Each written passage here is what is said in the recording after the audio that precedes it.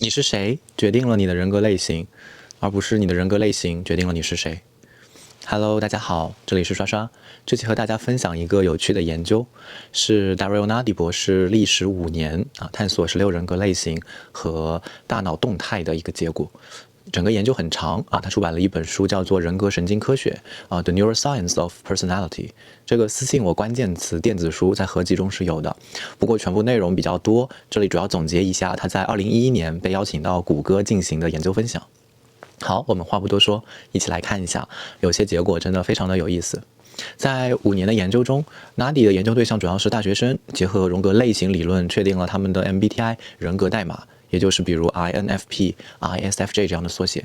这些研究对象会被要求进行各类的活动比如说是杂耍呀、戏剧表演呀、回忆细节呀、预测未来呀，甚至还有约会这样的活动。然后通过脑电图观察他们的大脑在这些活动以及就是活动前后的这个模式。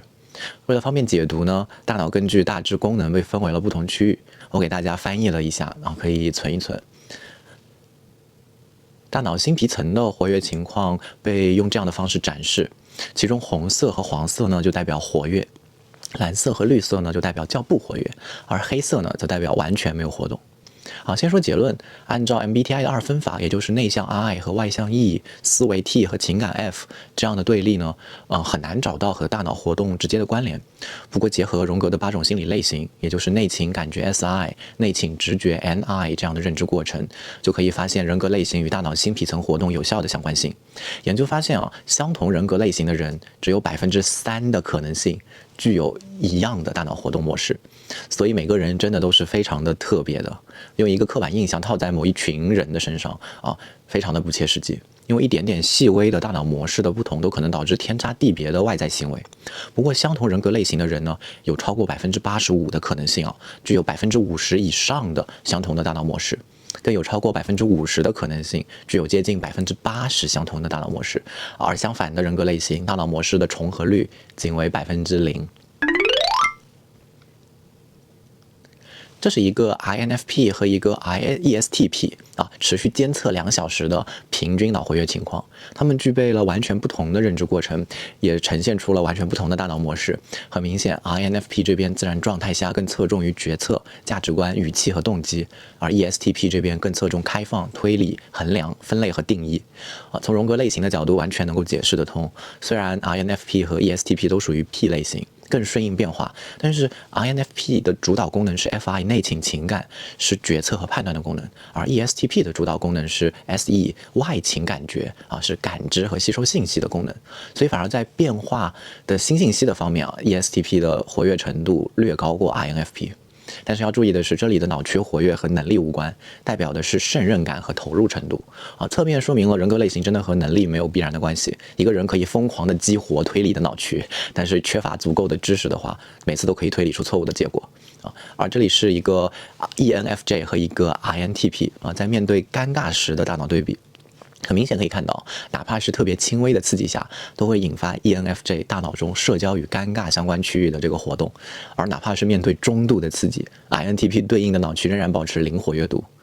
更有意思的是，在面对高强度的尴尬刺激时 ，INTP 对应的脑区会一下子从无反应变得高度激活并且反应强烈到连同周边负责分析和逻辑定义等的脑区也一并被激活。Nadi 分享了2个研究中的活动，一个是让不同的人格类型看图说话过一段时间呢，然后再去让他们回忆相关的图片细节。最后发现SP 类型的人格能够记住最多正确的图片细节，而特别有趣的是，ENFJ 和 ENTJ 虽然他们能记住数量上最多的细节，但是他们的错误率也是最高的。这一定程度上展现了在我们的人格类型中的第3功能它的含义也就是通常自己觉得不错，但实际可能有所偏见从类型理论的解释来说，也许 ENFJ 和 ENTJ 在当时观察图片的当下的时候，注意力就不是在图片的细节本身上反而是在乎的是自己能够通过它们去解释出什么，去讲出什么故事。但是和更抗拒直观感知的 INFJ 和 INTJ 不同啊，他们呢就是 INFJ 和 INTJ 可能就直接没记得这些细节了，但是 ENFJ 和 ENTJ 呢又常常认为自己对这些感官细节的这个感知度还不错，最后就会变成以为自己记得，实际却记错的这种情况。当然这只是一种可能的解释。那另一个活动是先用惯用手签名然后用非惯用手签名，观察不同人格在这方面大脑模式的变化。研究发现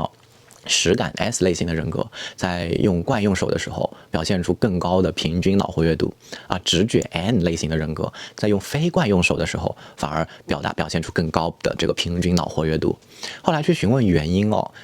发现原来实感 S 类型的人格觉得用非惯用手签名很明显它就是一个纯粹的一个打趣的趣味活动所以做得很随意，因为他们知道对生活没有什么实际的影响。但是惯用手签名就不一样了，这是生活中总是发生的事情，具有更明显的现实意义。而直觉 N 类型的人格却觉得用非惯用手更加有意思更愿意投入其中，而惯用手签名呢有一些太过日常，激发不了太大的兴趣。值得一提的是，有一个阿拉伯学生用阿拉伯语签名结果发现不管他在用惯用手还是非惯用手，他大脑都不怎么活跃一问才知道是他就觉得在场压根没人看得懂他写的字，所以他写的好坏根本就不重要。所以具体的情境对于大脑的影响很大。如果脱离背景和情境去谈论人格类型，可能真的和星座没什么区别，最后都是巴塔姆效应。其实这个左右手写字的实验非常契合人格类型本身的一个含义和意义那就是你的人格类型就好像你的这个惯用手一样，你仍然可以用另一只手写字，只是能量消耗更大，更别扭一些。而你到底要写什么字你这个字要变成什么文章，要产生什么行为和成果，这个和你惯用手是哪个没有关系。可以说人格类型指出的是对一个人来说最顺应心理能量的成功方法，殊途同归，影响到你成功结果的主要其实还是个人的努力。比如 INFP 可能因为在价值观上的认同激发对于医学深深的热情，而 ESTP 可能因为享受遇到不同的病例而喜欢上医生这个职业。大家肯定都听过心流这个词，也就是一种专心投入某事时大脑陷入的忘我的状态在这种状态下，大脑会进入一种叫做全脑活跃的模式，也就是所有大脑的区域都被以相同的频率激活合作。研究发现进入心流状态主要和两个因素相关，一个是做自己特别精通的具体技能，也就是和胜任感相关；还有一个就是进行自己偏好的认知过程也就是和人格类型相关。其中 ENFJ 在听到了生死攸关的新闻后被要求对里面的死亡做出感受上的回应但是他拒绝给出1-2个词的感受，反而想从哲学的层面去讨论复杂的心情。这时候他就慢慢的进入了一个心流的状态。而相反类型的 ISTP 听到了相同的内容后的反应是我不知道要有什么感受因为我根本就不在那里，没有亲身经历，并且表示需要时间去好好的思考一下自己的感受。这个结果也十分契合人格类型的解释，因为 ENFJ 的 FE 让他们对外在情感更加在意，而他们的 NI 为他们提供了无数看待同样情感的不同视角，让他们能够意识到情感的复杂性。而另一方面，对于 ESFP 和 ESTP 来说，当他们带入到一个戏剧性的场景时，随着他们扮演其中的角色，解决临时遇到的危机他们的大脑逐渐就能进入一种心流的状态。ISFP 和 ISTP 偶尔也会有这种倾向。从人格类型的角度来说这些人格类型的 SE 是他们的优势功能嘛，所以确实很享受就是面对变化时的即兴发挥。而关于 INFP 以及偶尔的 ISFP也有特别新奇的发现他们可以在听对方谈话的时候进入一种积极聆听的心流状态。很多人在听对方观点的时候内心总会忍不住开始考虑自己的意见该怎么回应嘛。但是对 INFP 和 ISFP 来说，他们真的可以成为专心的倾听者前提是他们觉得这个有价值，他们认可。但是一旦他们得出了他们自己的结论，他们在这件事情上做了一个总结，这个时候倾听就结束了。这和在人格类型理论中 FI 主导追求内心标准的他们非常的契合。也就是说，就是 INFP、ISFP 在做决策的时候重点其实是自己内心是否认可做决策前他们很乐意去听新信息，但是一旦自己认定就几乎很少去改变。一旦改变呢，也是在价值观层面的一个根本性的变化和外界什么回应关系不大。好，那我们来看看 ENFP 不知道大家觉得 ENFP 容易从什么进入心流？出乎意料的是研究中的一个 ENFP 演员，实际上他是从反复的痛苦排练后进行的彩排环节进入的心流。啊，这个和大家觉得 ENFP 讨厌重复工作啊，讨厌这个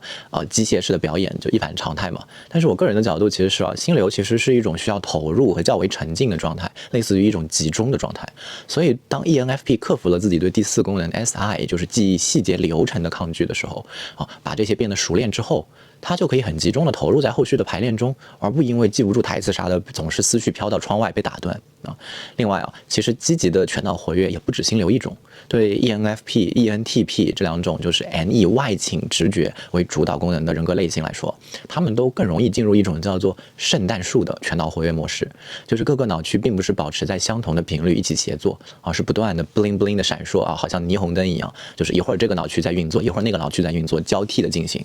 啊。ENFP 和 ENTP 在联想中就很容易进入这样的一种状态啊，从一个脑区很快的激活另一个脑区，就是有一种跨语境进行脑活动的感觉，非常有意思。他们也很喜欢这种跨语境的内容，比如说到什么，哎呀，这个人和一块石头结婚了，或者，哎，咱们不是有叫台式电脑的说法吗？那你怎么看待内裤电脑呢？啊，这种新奇的组合总能让他们 bling bling 了，有产生很多新奇的联想啊。关于不同人格如何进入心流的内容呢，我之后也可以给大家做一期视频分享，感兴趣的小伙伴可以弹幕发一发，让我知道一下，我看看多不多。好，那在最后呢，我真的很希望大家提醒大家一下，人格类型是一种偏好的体现啊，并不是直观的去和行为或技能联系起来的。还有什么 TI 一定擅长数学啊 ，FE 一定擅长安慰人啊。比如 Nadi 的研究中就发现了啊，对任何技能的学习方法其实是特别大的变量。比如用法语学数学的人，在做数学的时候，经常激活的反而是听觉和试错的脑区，所以就很容易被环境的感官刺激所影响。因为法语教学中的这种教学数学的方法就涉及到这些区域，而日本的学生呢，同样是做数学，而就只激活大脑中的逻辑部分，甚至都不涉及太多的空间相关的区域啊。所以回到我在视频中间所说的话，人格类型告诉我们的是契合我们心理能量的一个成功方式啊，并不是在某个领域一定的成功与否。好啦，那我们这期就到这里，我是刷刷，专业人格分析师，关注我，陪你走进浪漫又靠谱的人格理论，拜拜。